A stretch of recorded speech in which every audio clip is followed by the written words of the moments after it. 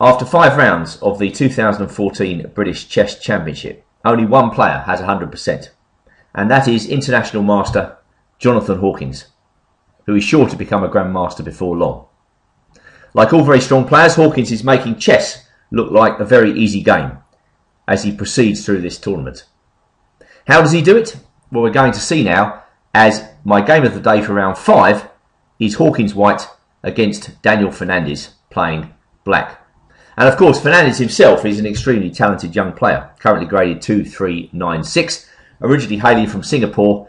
He came to school in this country at Manchester Grammar School. Not sure what he's doing now, but again, he is a player who I would say is bound for chess stardom.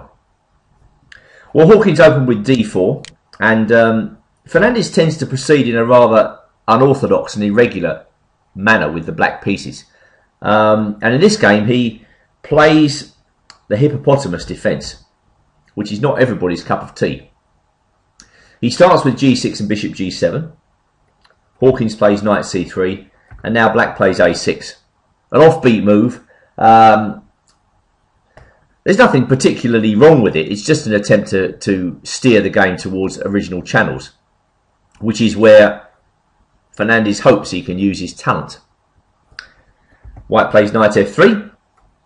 Black plays d6, going back into a modern defence. And now white plays his bishop out to d3. Now the thing about the modern defence is, I've played it for years, you have to time your counterplay right. When you get the modern defence right, you feel like a genius. You can play lots of original games. You time your counter-attack against the white centre perfectly, and you can dismantle the whole white setup. When you get it wrong, and this is the problem with the modern, it's not an especially easy defence to play, you can remain permanently cramped. So the main challenge for black in the modern defence is to time his attack, counter-attack against the centre very well. And in this game, really, Fernandez actually ducks the issue by playing knight d7. Now this bishop d3 move is a bit unusual, and I was trying to puzzle out during the commentary why that was. And then it occurred to me that actually the right way to play this for black is to be more attacking and to play bishop g4. To me, this exploits the position of the bishop on d3. And when white plays bishop e3, because he's got to look after d4, then we proceed with a straightforward knight c6. It's time to depart from the normal muddy modern defence channels and go over to something more direct, exploiting the unfortunate position of the white bishop on d3. And as far as I can see, this gives black a perfectly satisfactory game. As if white has to play bishop e2 here, he loses a tempo. Black goes through with e5. This seems fine. And as has been played in some games, if white goes knight e2 here, then black's got quite a nice choice. He can choose whether he wants to double the white pawns, which looks okay. Just follow up with knight f6. Or, retracting, black needn't double the pawns at this point, and just again continue with straightforward development. Knight f6 and then e5. This desire to fiddle around actually will cost Fernandez dear, as he goes straight into the rather sluggish hippopotamus setup after knight d7, e6, and then knight e7. Well, this stuff works against players who have problems making decisions. I mean, at some point in this game, white's got to lay out his pieces and then decide how he's going to break into black's position. Pawn levers, pawn breaks, all come into consideration. The problem with playing this sort of stuff against really strong players is that one component of the strong players' arsenal is that they are often very patient. So Fernandez could have expected that Hawkins would just build up his position slowly and then find the right moment to make a pawn break. Or, as in this game, Hawkins moves forward with the surprising e5, deciding to try and open up this position quickly whilst black is still fiddling around. And that pawn on e5 acts as a deterrent to black castling on the king side. It's an unexpected move, but I actually think it's quite a good move in this position. Now black clearly could castle, but he's probably afraid of the dark squared weaknesses around his king. I mean, black can still play in this position, you know. White makes a move, black plays b6, something like that. But Fernandez obviously didn't want to make his king a target too early in the game, so he blocked with d5. And from now on, I think black's difficulties begin to mount. Again, I should stress, you can get away with this sort of stuff against weaker players, but against strong players who know how to manoeuvre favourably to set up a good position, then this is not very promising with black, because black has no active plan. It looks as though he's getting some activity with c5 and b5, but in reality, that isn't really doing very much. The problem for black is he can't open up this game because white's got better development. So black's got some problems. Correctly, white puts his knight on f4. And let's say black castles in this position. Well, then a very good move for white would be h4. White's going to lever open the king side, create attacking prospects there, and black has nothing whatsoever to show against white's attack. So, for instance, if black plays h6, white just builds up patiently, bishop e3, queen d2. White is much better here, because black can't do anything. That is Fernandez's problem. How does he actually do anything in this position? How does he distract white from his automatic plan, really, of building up pressure against the black king side? Well, Fernandez plays his knight to c6, and white plays h4 anyway. The fact that white's castle doesn't make too much difference here, because black is so passive. So white is just cramping black on the king side, and who knows, maybe he intends just knight to g5 with sacrificial possibilities against f7 and e6. So black plays queen b6, hoping to keep it flexible. White defends his central pawn, standard development, and black feels the need to block with c4. And this move really indicates the lack of harmony within the black camp. This is some sort of really poor French defence from black. The moves g6 and bishop g7 don't marry in with black's setup at all. Both black bishops are, as Bobby Fischer would describe, biting on granite, and they stay that way throughout the entire game. Well, but this game still has to be won. So let's just admire the way Hawkins plays this game, because he does play it very well indeed. So for the time being, he just retreats his bishop. Black plays h6, a kind of prophylactic gesture against white playing h5. And now queen to b1. Another very good move. Setting up the thought that there might be some sacrifice on g6, and on the next turn, supporting the advanced b3. So you can see Hawkins is playing this in a very strong manner. He's giving himself options on both sides of the board. And it's hard to offer good advice to black. Well, Fernandez played king d8. I mean, this is not really the sort of setup that a young, promising player should be getting involved with, because it's too slow, it's too difficult to play. You're having to make difficult defensive decisions all the time. Perhaps black should just settle for a move like rook b8. Just try and hold it. That might be better than king d8, but white is better in any event. So black played king d8, returning to the game, and now white played a4. Very good, keeping options open on both flanks. Black played bishop b7, and now queen to b2. Another good move, setting up two ideas. Number one, the idea of rook eb1, and number two, the idea of perhaps the queen may come to a3 with some sort of prospects on the a3 f8 diagonal. So black played knight f5, and Hawkins took it.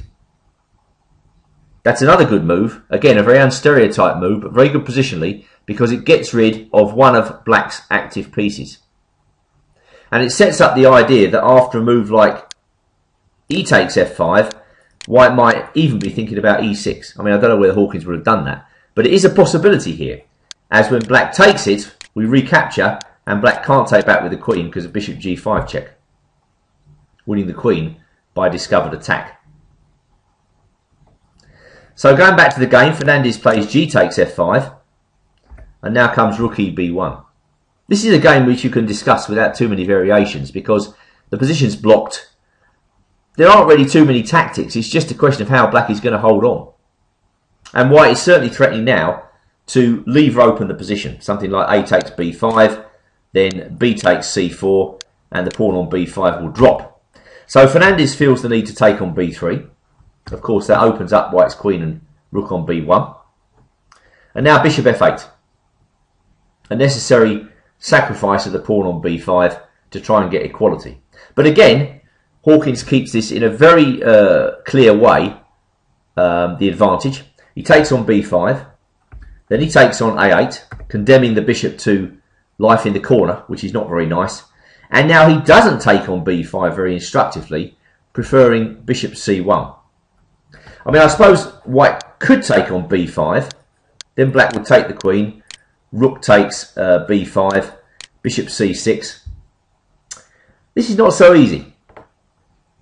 Black's got two bishops, white hasn't got a passed pawn. In order to make this position work, he's probably got to get c4 in somewhere, but that's going to open up prospects for the bishop. So there's no way that Hawkins wants to give black any sort of freedom like that. Therefore, he comes in with bishop c1, another very good move, intending the positional idea, bishop a3. Once those dark squared bishops are exchanged, black is left with only passive pieces. So Fernandez jettisons the pawn, white takes it, and now queen to b5, to give his queen at least some prospects. But still, this is not a good position for black at all. White plays bishop d2, freeing up his queen, and after knight b6, eyeing the c4 square, again Hawkins keeps this very clear. He plays queen to a3, tying down the knight, which is needed to protect the bishop on a8. So king c7 was played, rook c1 check, again very good timing, preventing knight c4 because of queen takes a8. Black retreats his queen to b8, and now rook a1, with definite prospects of winning attack very soon indeed. The main threat is, of course, queen a7, check, and then queen takes f7. So that's why black blocks it with bishop b7, and now the white knight heads for c5. Yes, white knows he allows the black knight into c4, but he can easily defend with queen c1, and an added bonus to queen c1 is that the h6 pawn is attacked. So Hawkins has managed to combine play on both sides of the board in a very nice manner. Well, Fernandez wouldn't have wanted to make his next move, but his position is strategically hopeless. That's the problem. All he can play for cheapos, and there aren't many cheapos to be seen. So the knight goes back, in comes white's knight, making progress all the time. Black can see nothing better than to play knight c4. Now another very good move, pawn up to h5, just nailing that pawn on h6. So that if black takes on c5, he's now got the h6 pawn to worry about. Well, I think Fernandez was just getting desperate here. I mean, he's being completely outplayed. He tried bishop e7, and you're not going to bluff somebody like Hawkins. So bishop takes h6 was the next move. Very good. Not necessarily to win the h-pawn as such, but again to insist on the exchange of dark squared bishops. The exchange of these bishops, or the forcing to get that bishop off the board, the dark squared bishop by black, is going to win white the game. So black took on c5 and then took on h5. This h-pawn is kind of irrelevant here. White played rook c1. Black played queen to e8. And now another excellent move here. Bishop f6. Just preventing any sort of counterplay with queen to h8. I mean, I think white can even allow that move. He can try queen c3 here, queen h8, and then block with bishop h4. White can do this clearly because black can't take this bishop due to just queen b4, winning immediately. But what black can try is, in this position, king c7. And then after g3, bishop c6, perhaps the bishop on h4 is less than ideal. So Hawkins plays in a much better way. He plays his bishop to f6. Black can't do anything. White brings his queen up, getting ready for action. Queen to b4 is coming, maybe. So black prevents it with queen to a4. In comes the white knight, getting ready to lay black's kingside to waste. Again, black tries tricky moves like knight a3. Queen goes back to a1, very good indeed, pinning the knight. Black unpins to an extent. Rook b2, tying down the black pieces, threatening rook a2. It's all very clear cut. Knight c2 was answered by queen b1, and queen a1 by queen takes a1, Knight takes A1, a comical end to the knight's career. Knight takes F7, F4, I mean this is just carnage. Knight to D8, King to D7, and now Rook to A2. Finished. A very well played game indeed by Hawkins. Fernandez resigned. So I would say Hawkins displayed considerable technical competence during that game, and that is why he has 5 out of 5 in this tournament. It's a bit too early to say that he is the clear favourite to win the event, but if he continues playing in this very clear-cut and excellent manner, people are going to be hard-pressed to beat him. Hope you enjoyed that game. This is Andrew Martin signing off. See you in round 6.